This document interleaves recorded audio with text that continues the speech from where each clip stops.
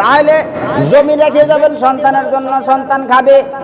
ধন সম্পদ রেখে যাবেন সন্তানাদের জন্য, তারা ভোগ করবে। কিন্তু যেই মহিলাটা সারাটা জীবন আপনার সঙ্গ দিল, যেই মহিলাটা সারাটা জীবন আপনার সঙ্গ দিল, আপনার কবুল বলার কারণে মাকে ছেড়ে আসলো, বাবাকে ছেড়ে আসলো, বান্ধবীদেরকে ছেড়ে আসলো, নিজের ঘর বাড়িকে ছেড়ে আসলো, সারাটা জীবন আপনার সংসারে বিলীন করে দিল, আপনার সন্তানের জন্য বিলীন করে দিল। স্বামী আমার কখন কি খাবে সব সময় আপনার তদারকি করলো। অথচ যে প্রিয়জন, এত ধন সম্পদ থাকা সত্ত্বেও বন্ধু আপনি আপনার প্রিয়জনের হকটা, ঋণটাই এখনো আদায় করেন নাই।